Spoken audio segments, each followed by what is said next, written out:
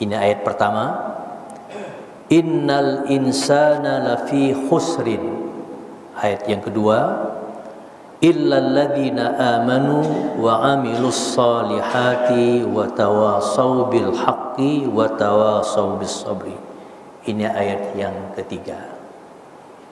Ada lagi surat yang disebut dengan surat Al-Kautsar, juga mempunyai 3 ayat. Dan yang ketiga, surat An-Nasr, juga mempunyai 3 ayat. Tapi akan menjadi topik kita pada malam hari ini adalah surat Wal Asri ini. Di mana kalau kita terjemahkan ke dalam bahasa kita kurang lebih artinya demikian. Allah berfirman, demi masa, sesungguhnya manusia itu benar-benar berada dalam kerugian, kecuali orang-orang yang beriman dan mengerjakan amal saleh dan saling menasihati supaya menaati kebenaran dan saling menasihati supaya menetapi kesabaran. 3 ayat saja. Surat ini termasuk surat Makkiyah yang diturunkan oleh Allah Subhanahu wa taala kepada Nabi kita Muhammad sallallahu alaihi wasallam ketika beliau berada di Makkah, pada periode Makkah. Banyak para pakar tafsir yang menyebutkan bahwa dalam surah Al-Asr ini lengkap 3 aspek penting di dalam ajaran agama Islam. Yang pertama ada aspek akidahnya, ada aspek syariah, dan ada aspek akhlak. Aspek akidahnya di mana? Ketika Allah menyebutkan illal ladzina amanu. Yang tidak merugi itu hanya orang-orang yang beriman. Nah, iman ini kan termasuk di dalam kajian akidah. Wa amilus salihat. Mereka bukan hanya sekedar beriman, tetapi membuktikan keimanannya itu di dalam praktek yang nyata. Wa amilus salihat. Nah, ini aspek syariat. Karena kita tahu bahwa syariat itu adalah pekerjaan-pekerjaan yang lahir. Adapun iman itu tersembunyi, tidak nampak. Yang nampak itu adalah pembuktiannya berupa amal saleh.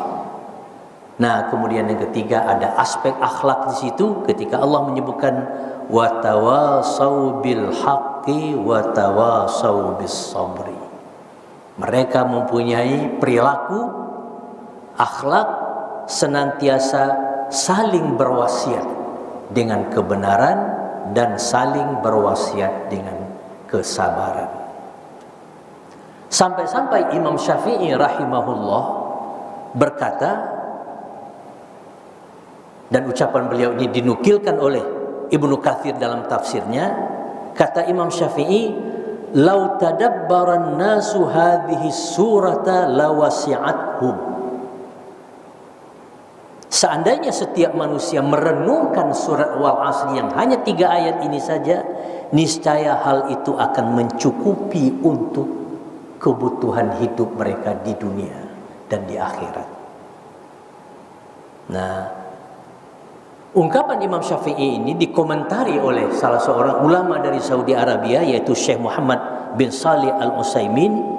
Dia mengatakan maksud perkataan Imam Syafi'i adalah surat ini telah cukup bagi manusia untuk mendorong mereka agar memegang teguh agama Allah dengan beriman, beramal saleh, berdakwah kepada Allah, dan bersabar atas semuanya itu. Bapak dan saudara-saudara sekalian, siapakah manusia yang paling beruntung? Dalam Al-Asr Allah hanya mengatakan sesungguhnya manusia itu merugi. Lawan rugi apa? Untung. Nah, kita tidak akan kaji siapa yang rugi itu. Yang akan kita kaji adalah siapa manusia yang beruntung, yang tidak rugi. Keberuntungan yang hakiki adalah hidup sukses yang hakiki adalah kemenangan tatkala maut menjemput. Jadi ketika maut datang kepada seseorang, keberuntungan yang hakiki adalah ketika dia sukses dan menang ketika maut datang menjemput dia. Dan kemenangan di dalam alam kubur serta tatkala manusia berdiri dikumpulkan di padang mahsyar dan dibagikan catatan amal, serta kemenangan ketika melewati sirat, serta ketika dibukanya catatan-catatan amal kita di hadapan Allah Subhanahu wa taala.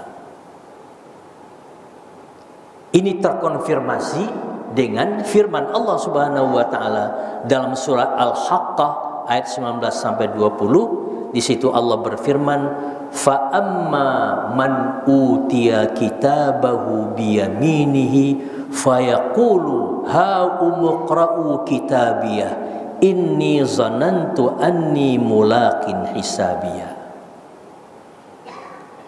Adapun orang-orang yang diberikan kitab catatan amalnya dari sebelah kanannya, maka dia berkata, "Ambillah, bacalah kitab ini, sesungguhnya aku yakin aku akan menemui hisab terhadap diriku."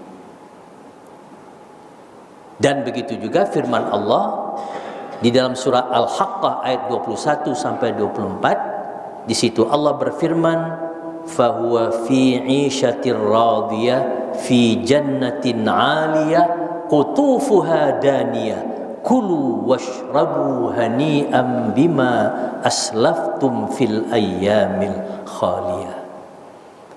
Maka orang itu berada di dalam kehidupan yang diridai, dalam surga yang tinggi, buah-buahannya sangat dekat sehingga mudah dipetik. Kepada mereka dikatakan, "Makan dan minumlah dengan sedap, disebabkan karena amal yang telah kamu kerjakan di hari-hari yang telah lewat, yaitu ketika di dunia dahulu." Jadi itulah kriteria keberuntungan bagi seseorang muslim dan mukmin. Sukses ketika maut menjemput, sukses ketika di padang mahsyar, sukses ketika berhitung catatan amal, dan sukses ketika melewati sirat, melewati titian, di mana titian itu adalah tahap akhir manusia nanti akan masuk ke dalam surga atau justru jatuh ke dalam neraka. Na'udzubillahi min dzalik. Bapak dan Ibu sekalian, oleh karena itu disinilah pentingnya kita mengkaji hal-hal yang berkaitan dengan akidah, kepercayaan kita, iman kita itu. Sebab banyak orang yang menyangka kalau dia sudah percaya kepada Allah itu ada, sudah cukup. Padahal itu bukan prestasi. Ada orang, "Oh, saya percaya bahwa Allah itu ada." Oh, kalau hanya sekadar itu, orang kafir pun seperti dikatakan Allah mengatakan seperti itu dalam Al-Quran, disebutkan oleh Allah, "Wala in sa'altahum man khalaqas samawati wal ard la yaqulunallah." Andainya Muhammad engkau bertanya kepada mereka, orang-orang kafir di zaman beliau hidup, siapa yang menciptakan langit dan bumi? La yaqulunallah. Mereka pasti akan mengatakan yang menciptakannya itu Allah. Jadi mereka mengaku bahwa Allah itu ada dan bahwa Allah itu mencipta. Dan itu oleh para ulama kita itu bukan prestasi. Sebab orang kafir dan orang mukmin percaya Allah itu ada dan Allah itu yang menciptakan segala-galanya. Tetapi orang-orang mukmin, dia bukan hanya sekedar percaya bahwa Allah itu ada, bahwa Allah itu yang mencipta, dia percaya kepada konsekuensi daripada imannya itu. Dia percaya dan mengikuti hukum-hukum yang diturunkan oleh Allah Subhanahu wa taala. Dan itu prestasi. Sebab tidak semua orang bisa mengikuti. Apalagi kalau ada orang yang mengatakan bahwa Tuhan itu tidak ada. Orang-orang ateis mengatakan Tuhan itu nggak ada. Tuhan itu ciptaan manusia. Watak manusia yang menciptakan Tuhan itu. Tetapi yang menarik dalam Al-Quranul Karim itu, Allah tidak menyebutkan golongan manusia yang tidak percaya kepada Tuhan itu. Tidak ada istilah mulhid dalam Al-Quranul Karim. Yang ada hanya kafir, mukmin, munafik. Tapi mulhid tidak disebut oleh Allah dalam Al-Quran. Kenapa? Karena secara fitrah manusia itu tidak mungkin tidak percaya kepada Tuhan. Dia hanya omongannya saja yang mengatakan, oh saya ateis, saya mulhid. Ateis itu dalam bahasa Arab disebut mulhid. Oleh karena itu dulu ada suatu cerita yang agak lucu juga itu di Mesir, dan itu pernah dituturkan oleh Allah yarham Dr. Yusuf Al-Qaradawi yang sudah meninggal beberapa waktu yang lalu, seorang ulama yang sangat alim. Dia dalam ceramahnya pernah mengatakan, menceritakan sebuah peristiwa di Mesir. Di Mesir itu dulu ada seorang pemuda yang sangat cerdas, beragama, mutadayyin, hidup di tengah-tengah keluarga yang beragama, yang melaksanakan ajaran Islam. Nah, pada suatu kali si pemuda yang cerdas ini mendapat beasiswa untuk belajar ke Eropa, dan dia pergi ke Eropa. Sekian tahun belajar di sana, entah bagaimana, rupanya dia entah ada cuci otak di situ, sehingga ketika pulang ke Mesir dia mengatakan, saya adalah seorang ateis, saya mulhid, ana mulhid. Ketika dia mengatakan itu, guru-gurunya dan keluarganya nggak percaya. Ini anak cerdas, orang beragama tadinya, sekarang tiba-tiba dia mengatakan saya tidak percaya kepada Allah, saya tidak percaya kepada Tuhan, ana mulhid. Dalam suatu ceramah berkali-kali dia mengatakan itu, tapi orang mengatakan kami nggak percaya Anda itu ateis, nggak percaya ente itu mulhid. Nah, akhirnya dia mengatakan, untuk meyakinkan orang, dia mengatakan, saya bersumpah, wallahi ana mulhid, demi Allah saya ateis. Lah, Anda menyebut nama Allah, bersumpah, ini kan bukankah ini suatu hal yang lucu? Demi Allah saya bersumpah saya ini ateis. Dia menyebut-nyebut nama Allah, padahal dia mengatakan bahwa Allah itu tidak ada. Nah, oleh karena itu Bapak dan saudara-saudara sekalian, memang sangat urgen bagi kita sebagai umat yang beragama untuk mengenal siapa Allah itu sebenarnya. Siapa yang menciptakan kita itu? Jadi ada kewajiban bagi kita untuk mengenal Allah itu dengan baik. Makanya di dalam buku-buku akidah itu disebutkan bahwa Allah itu adalah zat yang wajibul wujud. Allah itu adalah zat yang wajib adanya. Tidak mungkin tidak ada. Kalau kita manusia, selain Allah itu disebut zat yang mungkinul wujud. Mungkin wujud dan mungkin tidak wujud. Tapi Allah itu wajib adanya. Kalau manusia, makhluk, bisa ada dan bisa tidak ada, semuanya. Jadi Allah itu disebut sebagai zat yang wajibul wujud, wajib wujudnya. Kenapa? Karena logika manusia ini ciptaannya. Tidak mungkin ini Allah ini tercipta begitu saja tanpa ada yang menciptakannya. Itulah dia Allah Subhanahu wa ta'ala. Nah, pertanyaannya sekarang, mengapa manusia harus mengenal siapa Allah itu? Kenapa? Kalau tidak mengenal Allah kan nggak apa-apa, bisa hidup juga kan? Bisa hidup juga, bisa berkeluarga, bisa makan, bisa minum, akhirnya juga mati. Kenapa manusia harus mengenal Allah Subhanahu wa ta'ala? Manusia harus mengenal Allah itu agar yang pertama agar manusia itu tahu posisi dirinya sebagai makhluk di hadapan Allah. Jadi dengan mengenal Allah yang zat wajibul wujud itu, dia tahu di mana posisinya sebagai makhluk yang diciptakan oleh Khalik. Jangan dia makhluk tetapi berlagak seperti Khalik, seperti pencipta. Itu yang pertama. Kemudian disebutkan oleh para ulama kita, yang kedua, manusia harus mengenal Allah agar manusia tahu bagaimana caranya beribadah kepada Allah itu dengan benar. Jadi kita mengenal Allah agar kita tahu bagaimana caranya menyembah, beribadah kepada yang kita yakini ada dan yang mencipta itu. Tanpa kita mengenal Allah, tidak mungkin kita tahu bagaimana cara beribadah kepadanya. Karena dialah yang memberitahu kepada kita, aku ada dan kalau kamu mau beribadah begini caranya. Oleh sebab itu diutus para nabi dan para rasul kepada manusia.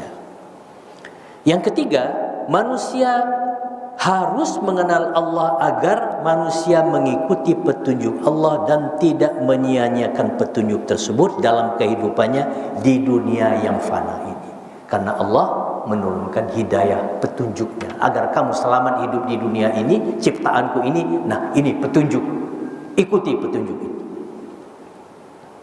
Berikutnya, agar manusia terhindar dari kegelisahan jiwa akibat mempersekutukan Allah Subhanahu wa taala. Kita mengenal Allah Subhanahu wa taala agar hati kita tentram, kita beribadah kepada yang satu. Karena Allah itu hanya tunggal, esa. Kita mengabdi kepada Tuhan yang esa itu. Qul huwallahu ahad. Tuhan itu tidak berbilang. Bayangkanlah kalau kita harus beribadah kepada dua Tuhan. Akan repot gitu. Repot. Apalagi tiga. Lebih repot lah. Makanya di dalam Al-Quran itu digambarkan, orang yang mempersekutukan Allah itu seperti orang yang punya majikan banyak. Banyak majikannya. Sebagai seorang yang berkhidmat kepada majikan, tentu dia harus melayani majikannya. Kalau majikannya banyak kan sulit dia. Tapi kalau majikannya satu, dia fokus. Lebih enak, lebih menenteramkan jiwanya. Makanya jangan dikira orang yang mempersekutukan Allah itu jiwa mereka tidak gelisah. Gelisah jiwanya. Karena dia harus membagi perhatiannya. Tapi kalau kita muwahhid, orang yang bertauhid, Tuhan kita satu dan kita fokus hanya ibadah kepada Tuhan yang satu ini. Lebih enak. Kemudian yang berikutnya, agar manusia terhindar dan tidak terjerumus ke dalam perbuatan syirik, karena Allah tidak akan mengampuni dosa syirik. Oleh karena itu pantangan tauhid yang paling besar itu adalah berbuat syirik, mempersekutukan Allah dengan yang lain. Cuman yang harus difahami, ketika kita menyebutkan Allah tidak akan mengampuni dosa syirik setelah orang mati. Tapi Allah akan mengampuni dosa syirik itu selama dia hidup, dia minta ampun, bertobat kepada Allah Subhanahu wa taala, dan Allah akan mengampuni. Tapi kalau dia sudah meninggal dunia, sudah mati, nah dosa syiriknya tidak akan terampuni lagi.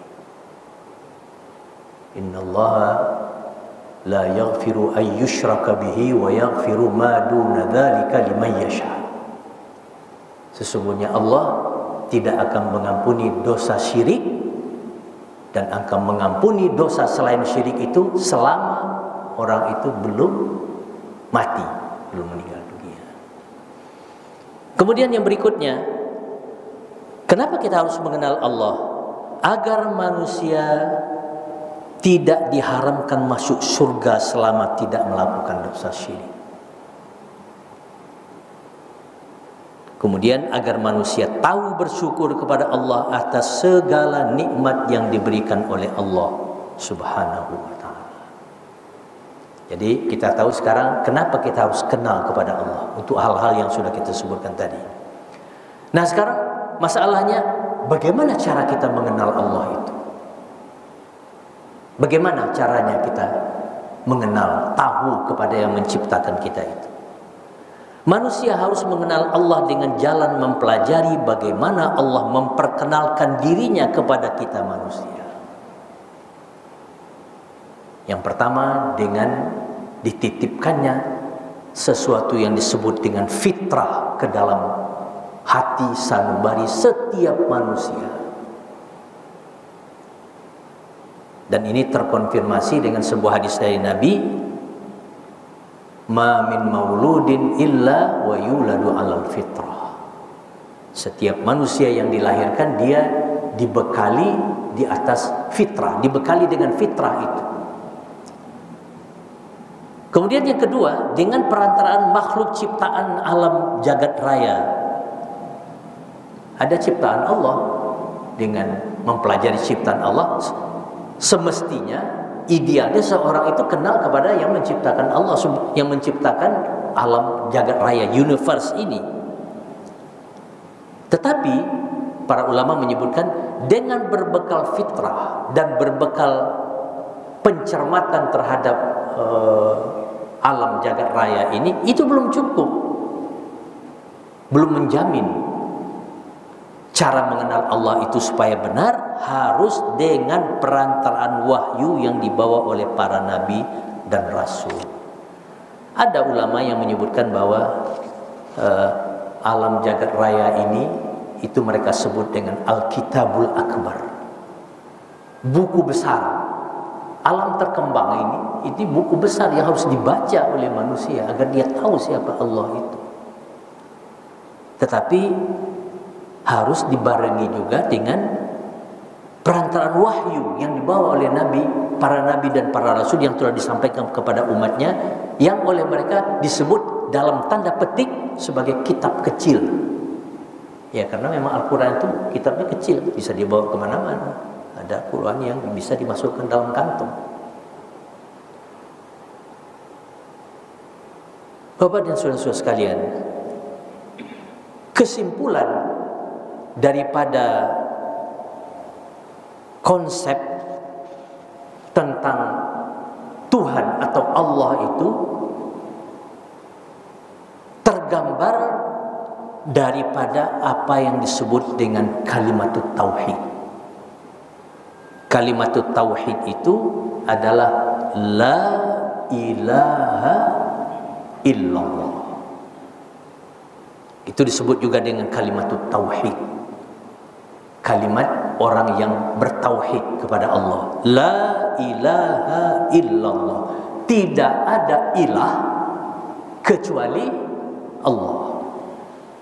Nah, dalam terma la ilaha illallah ini, para ulama kita menyebutkan ada yang kita negasikan, la ilaha kita nafikan, kita negasikan semua ilah, dan kemudian kita tetapkan Allah. Nah, makanya la ilaha illallah itu disebut dengan kalimat nafi dan isbat. Kita nafikan ilah semuanya dan kita tetapkan Allah Subhanahu wa taala. Kenapa demikian? Karena di susunan dalam bahasa Arab itu setelah kita menegasikan kemudian kita menetapkan, itu lebih mantap daripada kita sejak dari awal menetapkan. Umpamanya begini, dalam bahasa Arab kalau disebutkan ada seseorang namanya Ali, kita menyebutkan si Ali itu berada di dalam kelas. Aliyun fil fasli, itu kalimat biasa. Akan lebih mantap kalau dikatakan apa?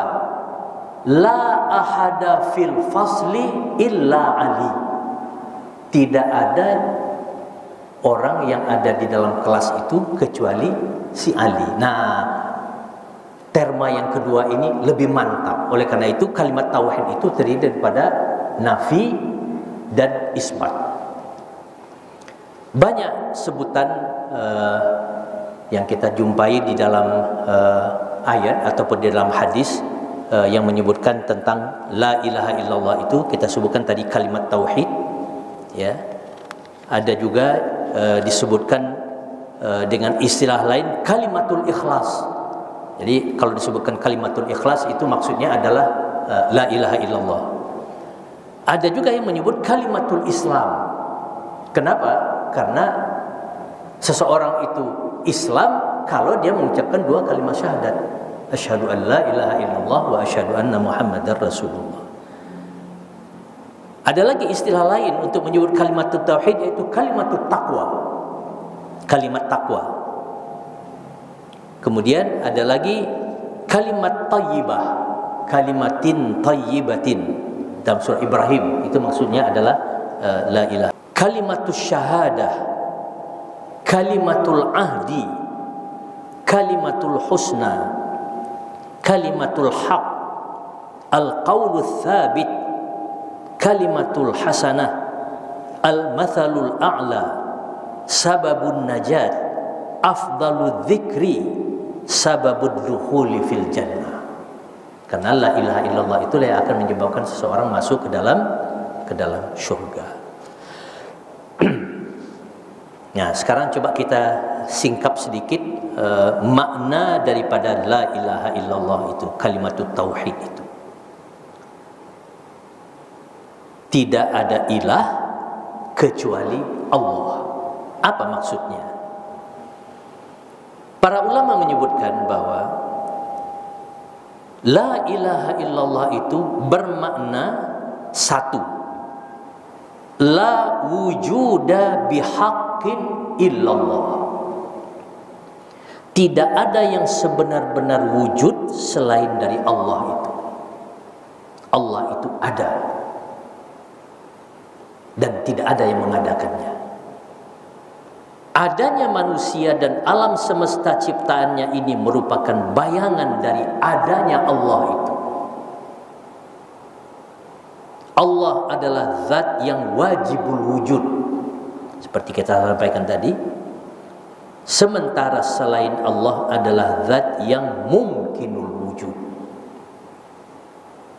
Allah adalah sumber dari segala yang wujud atau yang ada. Adanya tidak mempunyai permulaan. Allah itu bersifat dengan sifat al-jalal, dengan sifat al-kamal, dengan sifat al-jamal. Allah itu maha ada. Disebutkan Allah itu maha ada. Dia sudah ada sebelum kita manusia dan ciptaannya ini diadakannya dari tidak ada menjadi ada. Dia sudah ada bahkan sebelum kata-kata ada itu ada. Dan dia akan tetap ada meskipun kata ada itu sudah tidak ada lagi. Nah, ini saya kutip dari ceramahnya salah seorang ulama kita yang sering diputar di radio Rasil, namanya Buya Abdul Ghaffar Ismail. Nah, beliau ini saya kutip dari ungkapan beliau ketika menyebutkan bahwa la wujuda bihaqqin illallah. Dalam Al-Quran disebutkan bahwa huwal awwalu wal akhiru wal zahiru wal batinu. Sebab itu di dalam pengajian di kampung-kampung itu kan masih diajarkan akidah pengajian sifat 20 itu, Pak. Mungkin masih ingat. Sifat pertama Allah dalam sifatnya yang 20 itu apa? Wujud. Wujud, qidam, baqa, mukhalafatu lil hawadis dan lain-lain sebagainya. 20 sifat utama Allah Subhanahu wa taala. Ada orang yang mengkritik, kenapa harus dibatasi 20 itu sifat Allah? Itu sebagai pembuka jalan. Banyak sifat-sifat Allah yang lain akan tersingkap dengan mengkaji sifat 20 itu. Di kampung-kampung masih diajarkan. Saya dulu waktu kecil-kecil di surau habis maghrib itu diajarkan dulu. Walaupun waktu itu kita belum paham betul. Pokoknya kita hafal saja. Wujud, qidam, baqa, mukhalafatu lil hawadis, qiyamuhu bi nafsihi. Apa lagi? Wahdaniyah, qudra, irada sampai 20. Nah, disebut dengan pengajian sifat 20.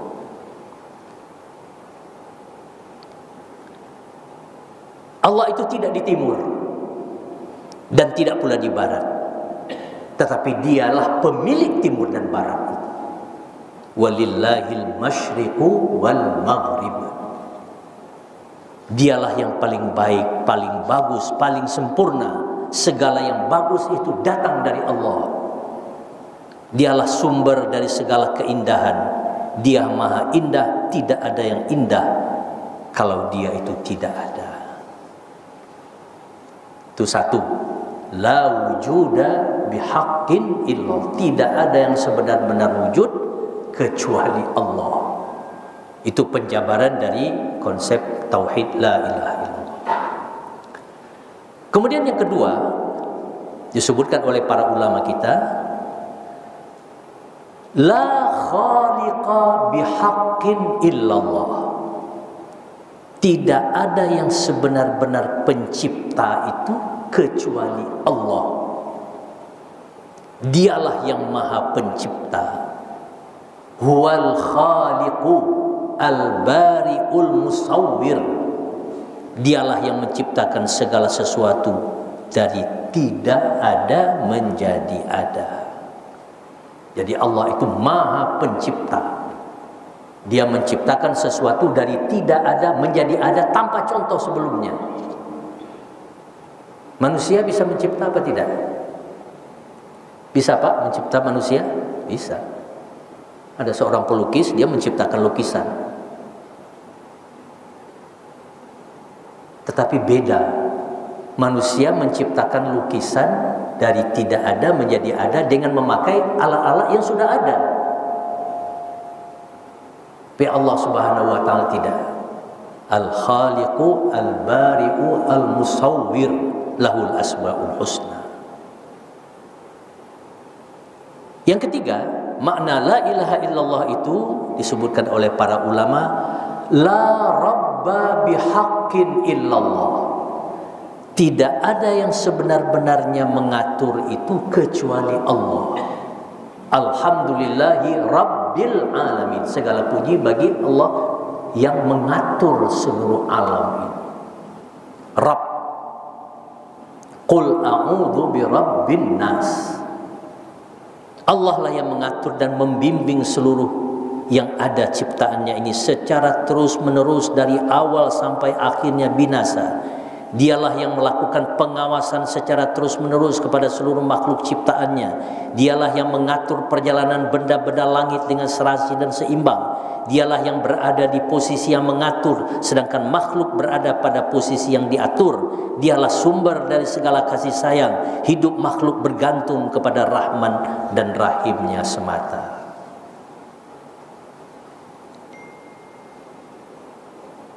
Kemudian yang keempat, makna la ilaha illallah itu seperti disebutkan oleh para ulama kita, la raziqa bihaqqin illallah. Tidak ada yang sebenar-benarnya memberi rezeki itu kecuali Allah. Oleh karena itu Allah disebut dengan apa? Ar-Razzaq. Allah itu yang memberikan rezeki. Dialah yang mengatur rezeki makhluknya secara dawam dan terus-menerus. Dialah sumber dari segala rezeki yang dilimpahkannya kepada seluruh makhluk ciptaannya. Dialah yang mengatur rezeki manusia sejak dari awal penciptaannya di alam rahim sampai masuk ke liang lahat. Diatur rezekinya. Walaupun bayi dalam kandungan ada rezekinya. Bayi itu kan makanannya lewat apa? Makanan ibunya melalui tali pusar itu. Cacing di dalam tanah diberi rezeki oleh Allah Subhanahu wa taala. Burung yang terbang di udara diberi rezeki oleh Allah Subhanahu wa taala. Oleh karena itu Allah itu disebut dengan Ar-Razzaq. Huwa Ar-Razzaqul Qawiyyul Matin. Nah, Bapak dan Ibu-ibu, poin yang saya sebutkan dari 1 sampai 4 ini disebut dengan tauhidur rububiyah namanya. Mentauhidkan Allah di dalam pengaturan, di dalam wujudnya yang maha ada itu, di dalam dia memberikan rezeki dan mengatur segala-galanya. Atau disebut juga oleh para ulama kita dengan tauhidul fil ma'rifati wal isbat. atau disebut juga dengan tauhidun fil ilmi wal ma'rifah. Oleh karena itu dibagi-bagi tauhid itu, ada tauhid rububiyah. Nah, tauhid rububiyah konsepnya dari 1 sampai 4 tadi. Dan para ulama mengomentari ini sebetulnya tidak prestasi bagi manusia. Karena orang-orang kafir juga mengakui ini. Yang memberi rezeki Allah, Allah itu ada, yang mengatur itu Allah, yang mencipta langit dan bumi itu Allah. Oleh karena itu ayat yang saya katakan tadi, wala in sa'altahu man khalaqas samawati wal ard, apa? La yaqulunna Allah. Kalau kamu tanya kepada orang-orang kafir, siapa yang menciptakan langit dan bumi? Pasti mereka akan mengatakan siapa? Allah. Dia tidak mengatakan berhalanya yang menciptakan, tapi Allah. Tapi ini tidak prestasi. Tidak prestasi manusia. Manusia yang beriman itu baru berprestasi. Di samping tauhid rububiyah ini, mereka juga mempunyai tauhid yang disebut dengan tauhidul uluhiyah. Tauhidul uluhiyah ini dia menyembah hanya kepada Allah yang diakuinya mencipta, yang diakuinya ada, yang diakuinya mengatur, yang diakuinya memberikan rezeki itu. Itu disebut dengan tauhidul uluhiyah.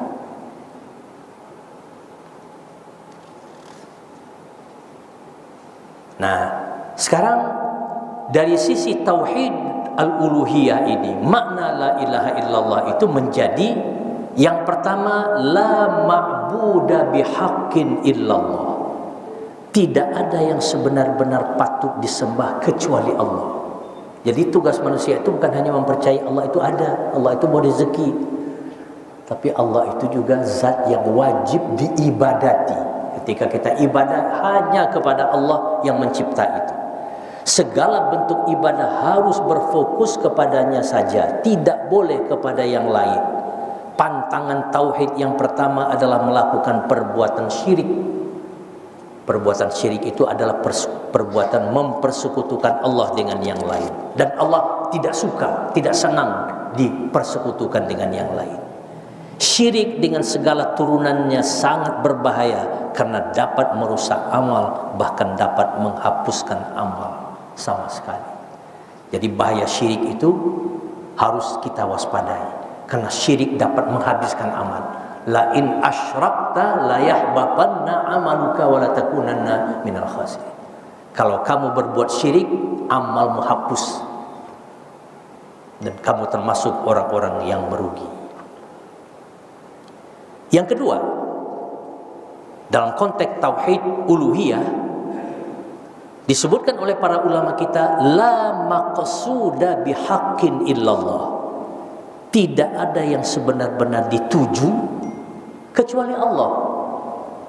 Niat dalam ibadah itu merupakan faktor penentu diterima atau tidaknya ibadah seseorang. Kalau kita ibadah, untuk siapa? Maksudnya ibadah itu hanya untuk Allah. Oleh karena itu diperlukan niat. Salat memerlukan niat, puasa memerlukan niat, haji memerlukan niat. Supaya apa? Supaya la maqsuda bihaqqin illallah itu terrealisir dengan baik di dalam diri seseorang. Kemudian yang ketiga, makna la ilaha illallah dalam perspektif tauhid rububiyah adalah la maqluba bihaqqin illallah. Tidak ada yang sebenar-benarnya dicari kecuali Allah. Yang dicari dalam hidup haruslah ridha Allah semata. Siapa yang hanya mencari ridha Allah, ridha selain Allah, ia pasti akan kecewa. Allah tempat bergantung seluruh makhluk. Segala harapan harus digantungkan semata kepada Allah. Dan itulah yang kita ungkapkan dalam surat Qul huwallahu ahad, Allahus samad, lam yalid wa lam yulad wa lam yakul lahu kufuwan ahad. Tidak ada tempat bergantung. Kalau kita bergantung kepada makhluk, kita pasti akan kecewa. Karena dia juga sebagai makhluk bergantung kepada yang lain juga. Tapi kalau orang bergantung hanya kepada Allah, tawakal kepada Allah, takut hanya kepada Allah, yang esa itu di hatinya akan tentram. Kemudian yang berikutnya, makna la ilaha illallah dalam perspektif tauhid uluhiyah, la mahbuba bihaqqin illallah. Tidak ada yang sebenar-benarnya patut dicintai kecuali Allah. Al-mahabbah. Cinta kepada makhluk haruslah berada dalam koridor kerangka cinta kepada Allah. Cinta kepada Allah haruslah berpedoman kepada ittiba kepada Rasulullah sallallahu alaihi wasallam. Oleh karena itu disebutkan dalam ayat, apa ayatnya Ustaz Jamil? Qul in kuntum tuhibbunallah fattabi'uni yuhibbukumullah. Katakanlah kalau Anda mencintai Allah, ikut aku, kata Nabi. Nanti Allah akan mencintaimu. La mahbuba bihaqqin illallah. Manusia boleh tak mencintai sesuatu? Boleh. Kita boleh mencintai istri, mencintai anak, mencintai harta, mencintai keluarga, mencintai jabatan. Oke. Tetapi itu harus dalam koridor taat dan cinta hanya kepada Allah Subhanahu wa taala. Nah, inilah yang disebut dengan tauhidul uluhiyah, atau ada juga yang menyebut dengan istilah tauhidun fil qasdi wa talab, atau tauhidun fil ibadah, tauhidun fil ittiba'i wal istislam. Jadi Bapak-bapak dan saudara-saudara sekalian, mari kita mengenal Allah dengan cara yang benar. Sebab kalau kita tidak mengenal Allah dengan cara yang benar, cara yang dicontohkan oleh Nabi dengan membawa wahyu, kita akan keliru dalam mengenal Allah Subhanahu wa taala. Dan pengenalan kepada Allah itulah nanti yang akan menentukan status kita di hadapan Allah Subhanahu wa taala.